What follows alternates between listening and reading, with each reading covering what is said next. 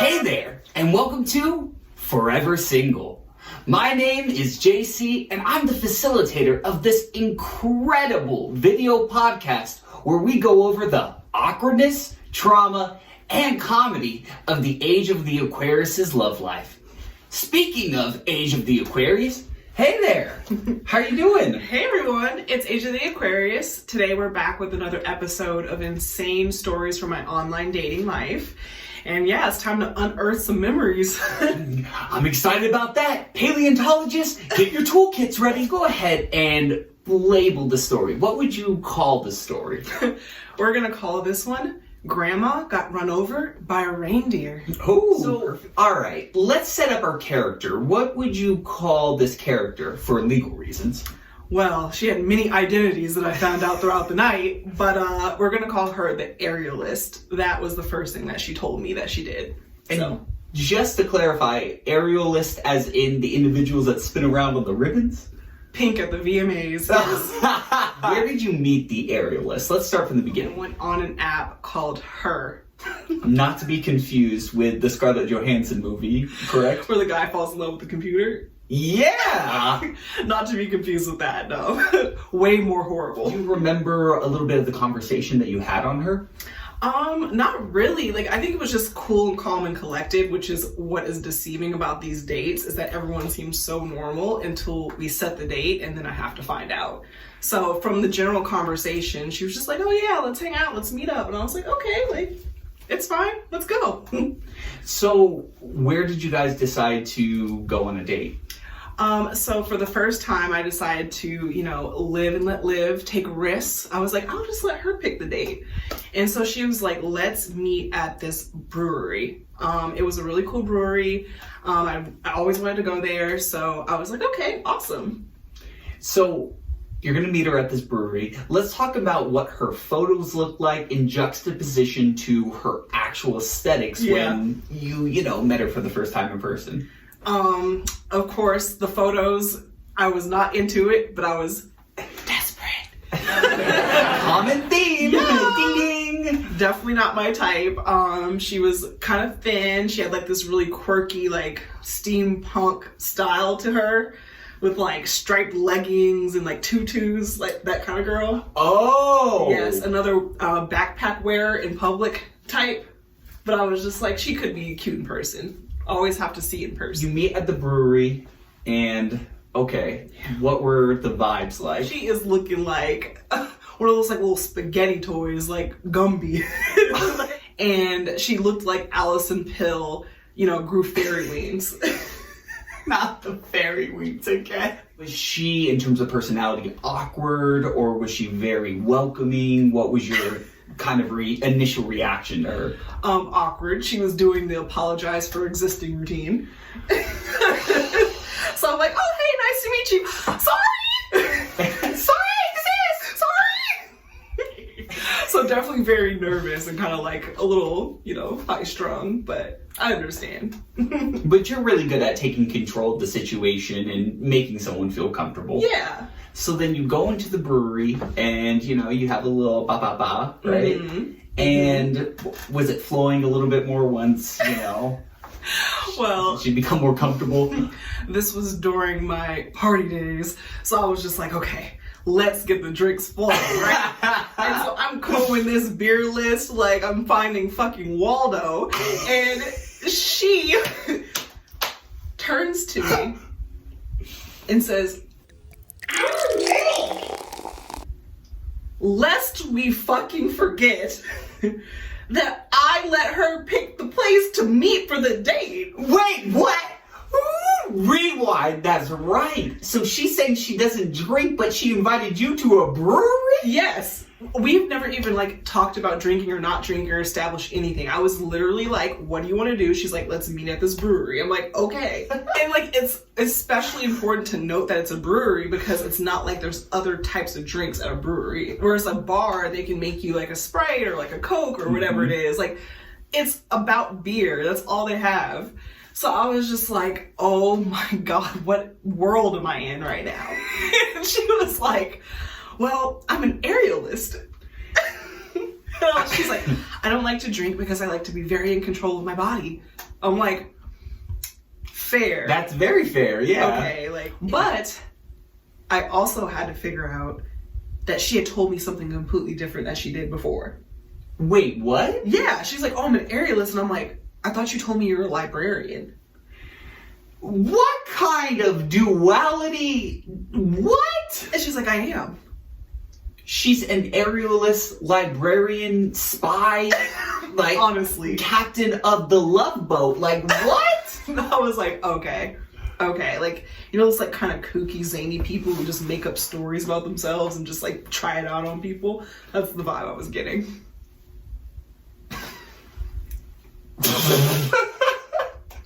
What happens, you know, once your drinks start flowing? Oh God. Like, she just started telling me her absolute life story, from her origin story down to what she slept in last night, and I just had to sit there and listen to it. So, is she thinking it's going well then? Absolutely. Okay, so what happens next? That's another thing. No one can ever read the room. So when I'm like, all right, it's time for us to go, she's like, yeah, let's go somewhere else. And I was just like, oh God, okay.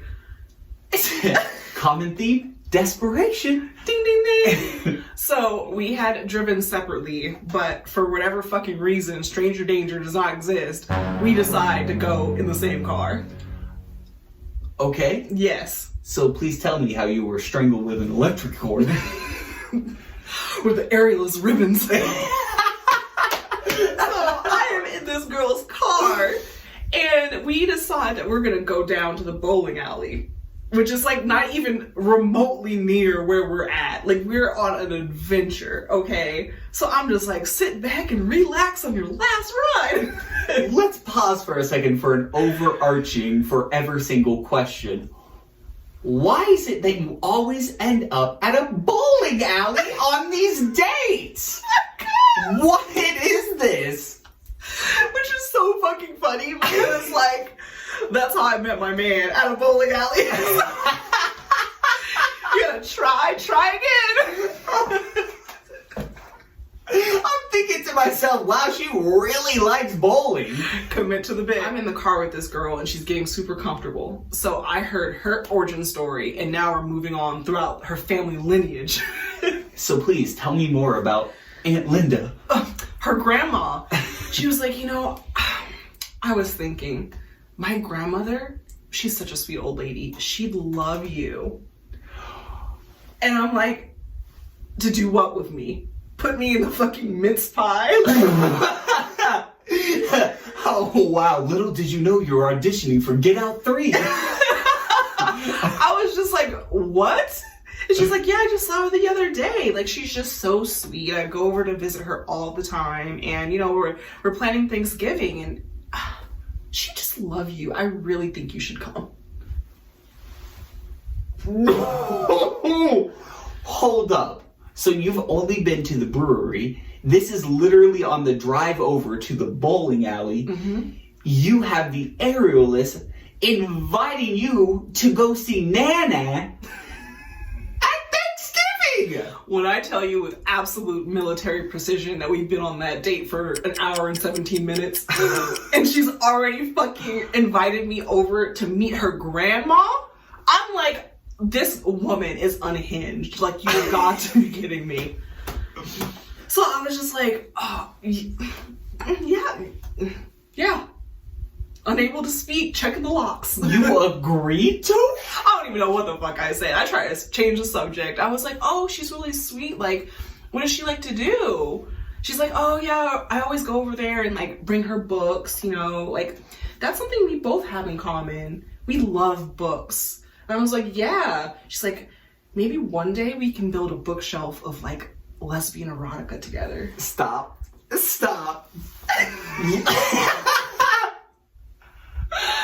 Did she also say we can start working on a whole fleet of Subarus? Like, for real.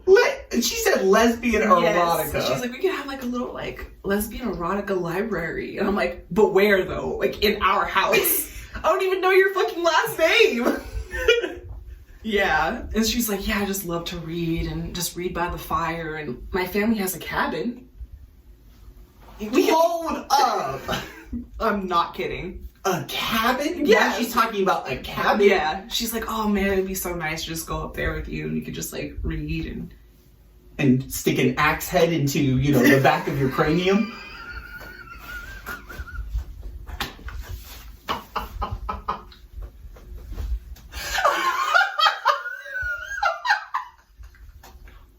Finally reach your location after what seems like a 3-hour long drive.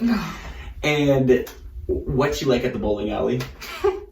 We walk through the front door of this bowling alley and she decides to hold my hand. I'm just like, oh, like bowling. And I reach over and she's just like, what? I'm like, do I know you? Okay. Starts holding hands in the bowling alley. And so I'm like, okay, I need a beverage. Let's just get going. So we get to the bar at the bowling alley and she's just being so nice. So she decides to pay for my drink. Okay. And so I order up, you know, my cocktail and she gets her sparkling water and she goes to pay and her card declines. That is like, oh, on a first date is just absolutely traumatizing. Yeah. So does she go, oh, like, yes, what? Yes. But that's the thing, the math ain't mathin'. So you're an aerialist, which is a very expensive hobby. You have to be like almost trained. Like that's not something you can just learn on your own. Like, you know, attaching ropes to the top of your door. Like you have to get someone to help you and it's like expensive for all the material, all of that stuff. Then she's also a librarian. Mm-hmm. Like that's a lot of work. Like you can't just become a librarian either. You have to go to school for that, which means you're a student or in a program of some sort. Yes. Then the family cabin. Yes. Okay. Does everyone just have cabins? Because I'm thinking not. So I am like, everything she just told me, I'm 100% sure is a lie the moment that her card declines. Yes. Yeah. Yeah. So like, she just created this whole like fantasy world. Yeah. You had to end up paying for the drinks. Absolutely. So I paid for her drinks. I paid for everything. And then she's like, oh, I'll send you money later. I'm like, okay, whatever. And so we're queuing up to start bowling. And I'm just trying to just get into it, enjoy myself, at least enjoy some part of the date. And then I kind of look back and she has her phone out. Okay. I'm just like, what the fuck? Is she just taking pictures? She's like, oh, so cute. And I'm like, deep breath. I turn around. She's like, we're in the little bowling seat where we're like putting on our shoes. She's like, do you want to take some pictures together?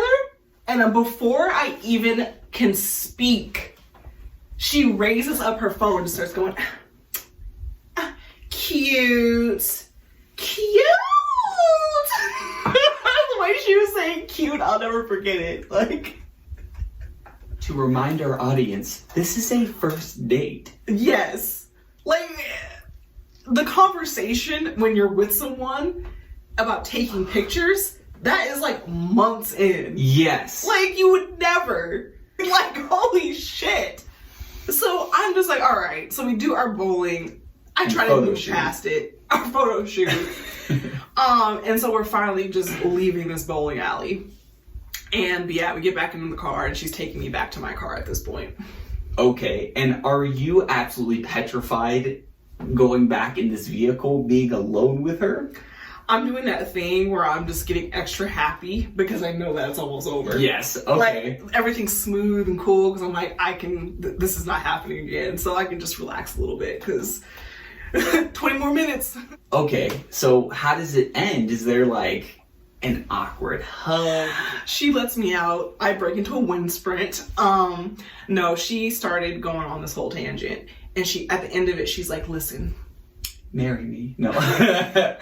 She's like, I really like you and just promise me one thing.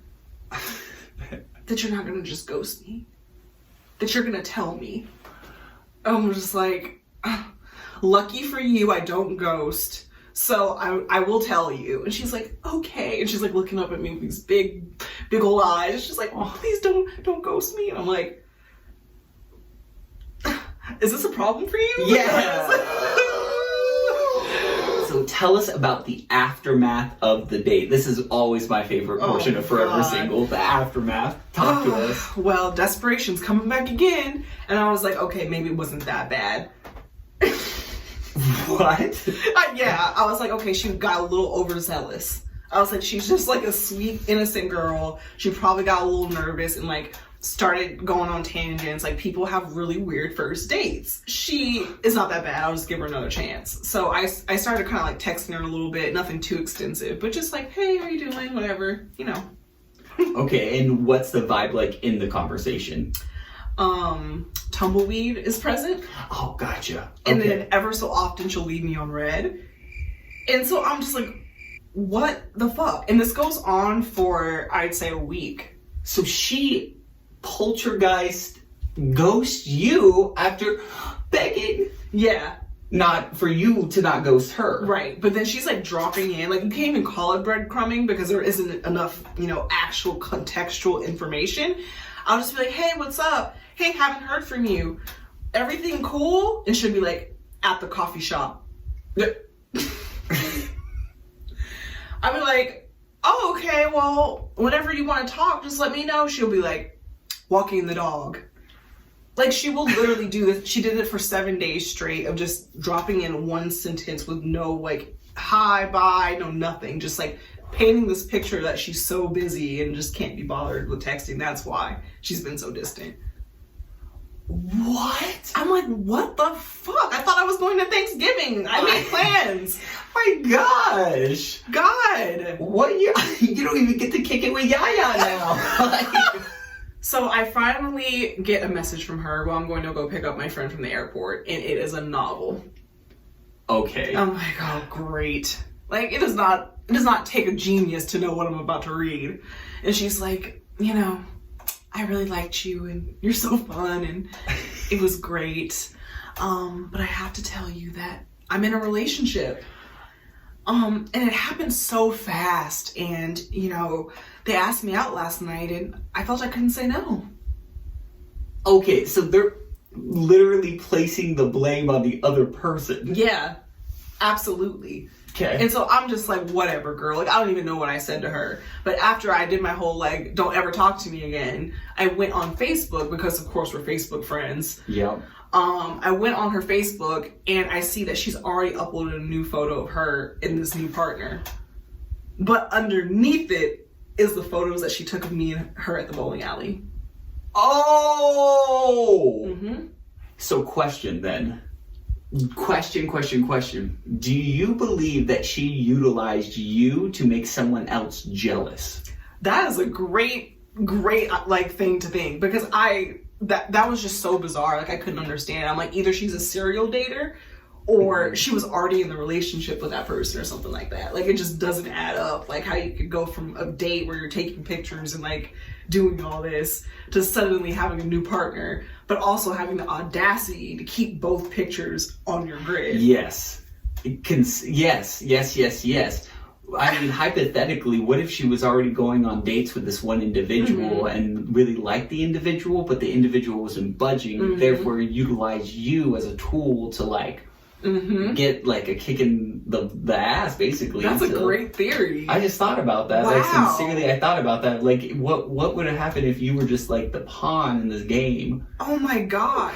So, years later, because I never get offline, I'm on another fucking app, and I'm scrolling around, and look who pops up. Ding! And do you match with her? I absolutely do. Okay. I got a bone to pick by this point.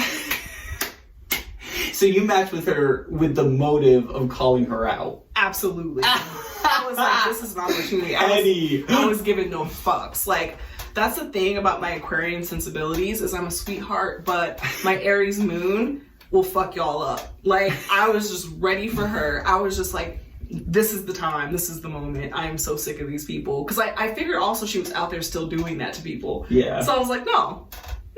I said, you took me to a bar when you don't drink, told me 15 different stories about your occupation, just pulled them out of your ass, drove me to a bowling alley while telling me that I can come over for Thanksgiving with your grandmother.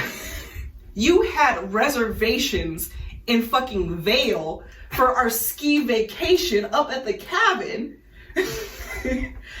I paid for all your shit. You held my hands. You took photos of me. I'm a complete stranger. Put them all over the internet. Ghosted me. And then tell me you got into a relationship. I said, you need to stop doing this to people. Have a nice life.